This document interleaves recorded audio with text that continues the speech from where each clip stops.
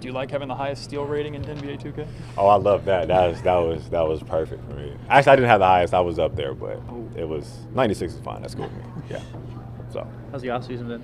Oh, it's been good. I was in Sacramento early part of it, but then got a house down in Miami, so went down there, trained a little bit. So it's been cool though. How's the expectations, or what are the expectations heading into the year for yourself and as a team?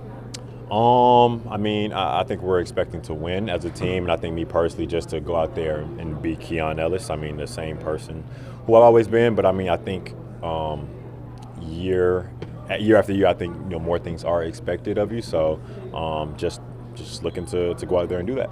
With your off-season work, was there any specifics that you focused on that you're trying to expand that into this year?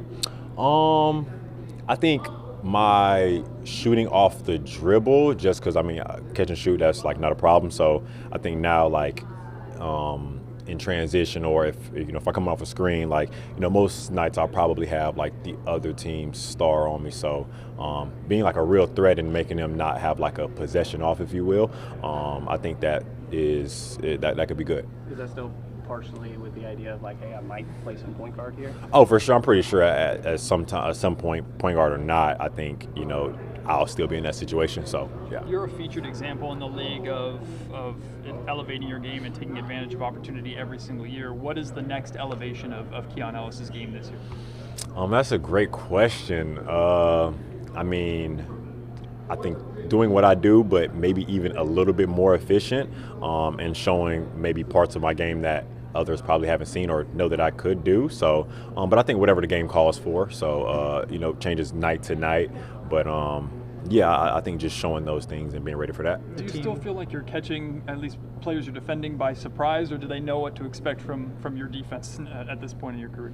I think they know, but I think at the same time, like guys just kind of drop their guard at times. It just happens. So many games, so many plays. So I do think they know, but it just it's just the game of basketball. So the team picking up your restricted option this offseason, do you feel any sort of pressure to be able to perform this year? And is there been conversations about an extension at all within your team? Nah, no pressure. I mean, just gonna go out there and do what I do. I mean, I know what I do is wanted. So no pressure. But as far as contract extensions wise, I haven't really heard too much of anything, but I mean, like I said, I don't really worry about it, so just gotta go out there and be me.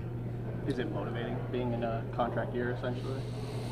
I guess you could say so, but me, like I really haven't thought about it much. I mean, because technically last year kind of was a little bit as well, so but I don't think that'll really change too much of what I do. I think my role will still be the same.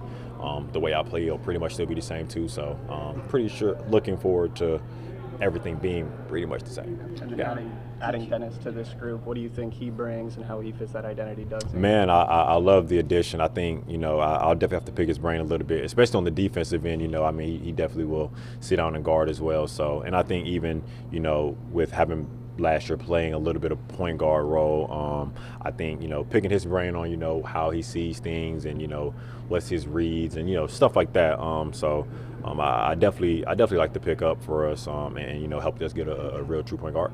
Keon, did you have any time this summer to look at Doug Christie film on defense? Because we talked about that last year, and you have not seen much of it. I still have not tapped into the Doug Christie film, but I'm gonna do that tonight for him. I'm gonna do that tonight. But I mean, he probably was a good defender for sure, but probably. I mean, he probably was, but I still think I got him. So. How does it feel like, or how is Doug growing into this job, and what are you guys seeing, hearing from him, and in terms of, just being able to start fresh with the training camp and a whole season ahead of you? I mean, I think you can feel like his vibe being a little bit different with him being head coach now, but I mean, we haven't really done too much of anything, but I think his energy of still being the loving guy, the guy that you could talk to off the court about whatever. I think that's still there, so that's huge. And I think with him being the head coach now, he's really trying to put his stamp on, what Sacramento Kings basketball is going to be, this year and, for upcoming years. So I'm excited for that, and I think it should be good. We know Doug to be very defensive oriented, and this roster has so much individual offensive talent, but what do you think the potential is of this roster as a team defensive unit and communication and things of that nature? I think the potential is there. I think, just the willingness just has to be there. We have capable defenders, so kind of like I said, just about buying in and really having to lock in on that end, because like you said, we have the scorers and, people can put the ball in the basket on the other end. So, but you also have to stop someone as well. So just kind of have to be able to, not be able to, want to do it, my fault. Yeah.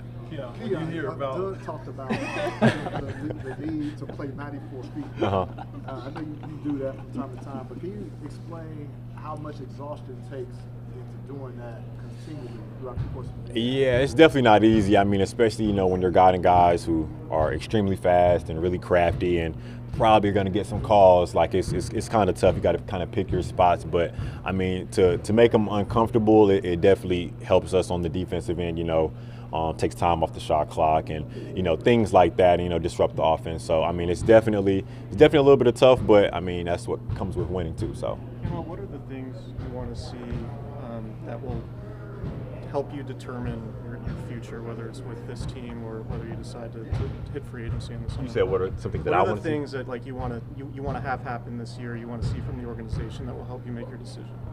I don't know. That's a great question. I have not even asked myself that question. But I think I'm really more so worried about myself first, to just try to put myself in a position for that.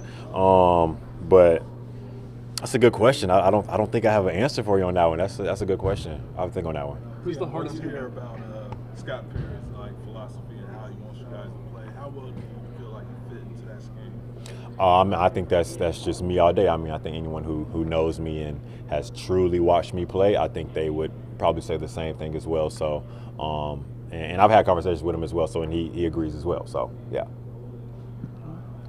Keon, how similar is IJ's road this season compared to you developing in the system, and how can you kind of help them? I think it's really similar. He got converted year one, so he does talk to me about that a little bit. But it's all good. I think he can really have a long career. So I definitely try to help him in any way. Coming from 2A to contract and trying to get minutes and things like that is it's a bumpy road. It's not going to be just a straight shot. So in any way that I can help him, I try to help him. Offensively, defensively, effort, whatever it is, I just try to lend a hand. Who's the hardest part of the new rookies right now in Clippers? Say that one more time. What's your thought of the rookies right now in Clippers? I think they'll be good for us. Especially what they did in summer league, that was nice to see. And then just in our time here, the things that I've seen from them with Max being able to stretch the floor in his offensive game and, Nick just being really, really solid on both ends. I think I have good expectations for them as well. Who's the hardest person to defend on this roster in your Oh, no, at all. Nah, I'm joking. But I don't know. They all have different games. Like DeMar, he has a back to the basket aspect. Zach has a little bit of it, but Zach can also kill you from 3 levels. Malik has a shifty game. So they're all tough to guard. They're all tough to guard. But I don't know, man. I like me against all of them. So, yeah. You anticipate changes within the offense? Are you guys going to look different in how you run stuff? You said, do I anticipate changes? Yeah, it is. Is it going to look different? Yeah, I do think we're going to put in a new offense, but I'm pretty sure it'll still kind of revert back to some of the similar things that we ran before. But I do know that we're putting some new things in. So yeah. Okay. What's been your all-time favorite moment in the Golden One Center? All-time favorite. That's a good question. Probably got a couple. I think that playoff game. Just the running through the tunnel, that was a crazy game. I think the play-in game, me personally. Other than that, I don't know. It's a lot of them. But those are 2 that I really remember. Yeah.